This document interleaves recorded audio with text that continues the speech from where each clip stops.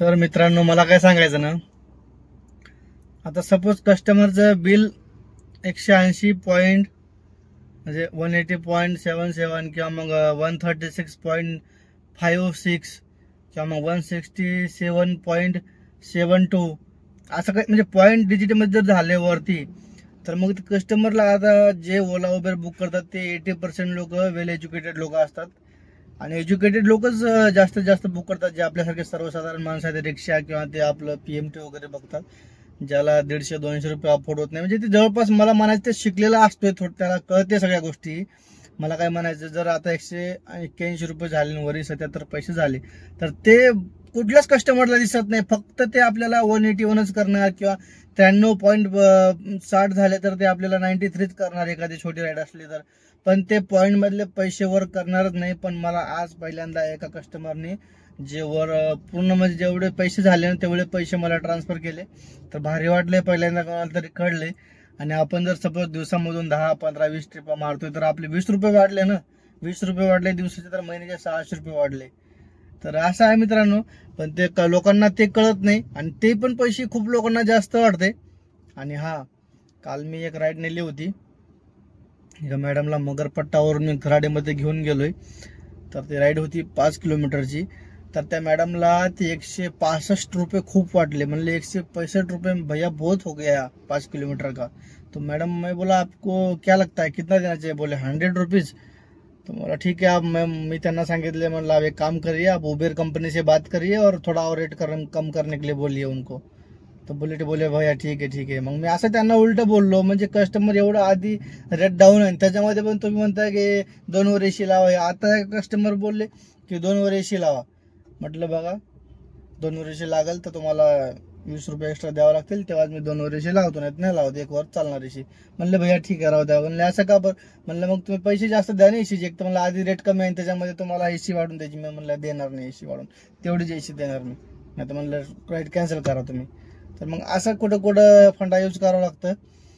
तर असं. आणि आज आपल्याला एक आपले सबस्क्रायबर मित्र अचानक मगरपट्ट्याच्या साईडला तिकडं सीझन मॉलच्या बॅक साईडला तिकडं आमनोराचा जो रोड जातो ना, तिथं नाश्ता करत होतो आणि ते पण नाश्ता करायला आले होते. तर ते अचानक आपल्याला भेटले. त्यांचे स्क्रीनशॉट पण दाखवतो. त्यांना म्हणलं मी व्हिडिओ आपण एक बनवू. तर ते बोलले की नाही मला कॅमेरामध्ये नाही बोलायचं. म्हणले तुम्ही स्क्रीनशॉटमध्ये दाखवून द्या. पण म्हणले नाही, कॅमेरामध्ये मला बोलायचं नाही. तर त्यामुळं त्यांच्यासोबत काही व्हिडिओ बनवू शकलो नाही. पण बऱ्याच काही गोष्टी आपल्याला त्या सरांकडून शिकायला भेटल्या. ते जुने ड्रायव्हर होते खूप 4-5 वर्षापासून, आणि आपलं आता एक नवीन 3-4 महिन्यापासून चालू आहे. तर त्यांच्याकडून शिकायला पण भेटल्या बऱ्याच गोष्टी आणि त्यांना पण खूप छान वाटले मला भेटून. बोले आज प्रत्यक्षात तुमचे व्हिडिओ बघतो आणि प्रत्यक्षात तुम्ही मला भेटले. तर बोले म्हणले की खूप छान वाटतंय. तर म्हणलं काय विषय नाही, भेटत राहा. नंबर वगैरे घेतला. तर त्यांच्याकडून मला बरीच माहिती भेटली आणि माझं पण मन प्रसन्न झाले आणि ते पण खुश झाले. नाश्ता वगैरे झाला, चहा वगैरे झाले. नंतर ते गेले. त्यांनी नाईटला त्यांनी कॅब चालवली होती आणि आपण सकाळी कॅब काढली होती. तर आपलं आता जवळपास 1200-1300 रुपयाचं काम झाले. सकाळी 8-8:30ला चालू केलं ते. तर आता वाजले 1 वाजलाय. आता जातो घरी, आराम करतो. परत संध्याकाळी गाडी काढू, बघू संध्याकाळपर्यंत किती होतात ते. तर असं आहे मित्रांनो, असे पण काही कस्टमर असतात. चला असो, प्रत्येक 4-5 बोट सारखे नाही, तर सगळे लोक सारखे नाही. काही कस्टमर खरंच खूप चांगले असतात बरं का, खूप म्हणजे. आणि एक सांगायचा विषय विसरलोच मी गेलो होतो कर्वेनगर साईडला सकाळी. तर एक राईड होती 120 रुपयाची, 3 किलोमीटरची काही तर राईड होती. तर मी ती राईड ऍक्सेप्ट केली. म्हटलं चला 3 किलोमीटर आहे, लगेच एक 12 ते 13 मिनिटं दाखवत होते. म्हटलं चला सोडून देऊ त्यांना. तर मी गेलो त्यांच्या लोकेशनला. जे लोकेशन मला दिले, कस्टमर काय करतात नाही तर त्यांना किती वेळा सांगा, कुठलं पण लोकेशन सिलेक्ट करणार आणि म्हणतात की नाही आम्ही इथलं लोकेशन टाकले. ठीक आहे. त्यांच्या सोसायटीचे 50 मीटर मी दूर होतो आणि जागा नसल्यामुळे मी 50 मीटर समोर जाऊन थांबलो. तर त्यांनी मला फोन केलाय. आणि आता एक 4 महिन्यापासून आपण या धंद्यामध्ये, आपल्याला माहिती आहे कुठला कस्टमर कसा बोलल्यानंतर त्याला कशी वर्तणूक द्यायची, कशी वागणूक द्यायची.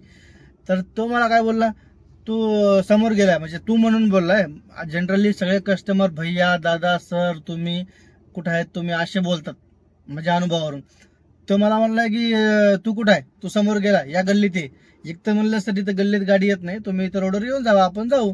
नाही म्हणले तू या गल्लीत आहे, तू समोर गेलाय, तुला लोकेशन इथलं टाकलंय म्हणजे या अपार्टमेंट मध्ये. म्हटलं सर ठीक आहे म्हणलं येतो.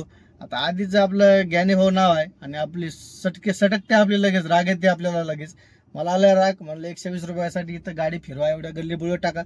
म्हणलं ठीक आहे सर येतो, कॉल कट करा तुम्ही. कॉल कट केलाय, राईड कॅन्सल केली. जे नंतर मला फोन करत बसलाय. म्हटलं जा आता, तुला रिक्षानं जा, जेव्हा गाडी बुक व्हायची तेव्हा गाडी बुक कर, तुला जसं जायचं तेव्हा जा, मला काही घेणं देणं नाही. नंतर मला एक चांगली ट्रिप पडली आपली, घेऊन आलो मी. तर असे काय काय कस्टमर असते तेव्हा त्यांना त्यांची लायकी दाखवणं खूप गरजेचं आहे मित्रांनो. त्यांना वाटतं ना की 120 रुपयात मी याची गाडी पण विकत घेतली आणि याला पण विकत घेतले. तुम्हाला विकत घेतलंय का? थांब मग अशी राईड कॅन्सल केली ना. जे मला 2-3 कॉल करत बसलाय आणि 100% त्याचाच कॉल होता. मी काही कॉल रिसिव्ह केला नाही. म्हणलं जाय, तुला काय करायचं ते करून घे. ओटीपी टाकायच्या आधी आपण काही पण बोलू शकतो कस्टमरला. ओटीपी टाकायच्या नंतर आपल्याला गप्प घेऊन जावं लागते. त्यामुळं मग असं काही काही कस्टमरना लायकी दाखवणं, त्यांची जागा दाखवणं खूप गरजेचं असते. ठीक आहे, बोलण्याबद्दल पण काही नाही, पण जागा असली तर मी 500 मीटर पण दूर जातो ना. जागाच नाही जायला तर कस्टमरला पण ह्या गोष्टी समजून घ्यायला पाहिजे ना. मग मला कळालं की हे कस्टमर ह्या टाईपचा आहे, तर मग हा नेण्यापर्यंत किती त्रास देईल. या लेवलचे कस्टमर पण असतात. ओळखायची आणि राईड कॅन्सल करायची काही घेणदेण नाही. चालली गाडी नाही चालली, बंद पडली काही घेणदेण नाही. पण अशा कस्टमरला बिलकुल घेऊन जायचं नाही. आपलं रेटिंग 4.94 आहे. आपण कस्टमरला चांगलीच वागणूक, चांगलंच बोलतो, आपण रिस्पेक्ट देतो. पण असं काही असले गेलेले तर मग आपण त्यांना रिस्पेक्ट देत नाही. असे मग त्यांनी असा विषय करतो, मग त्यांचा असा विषय आहे.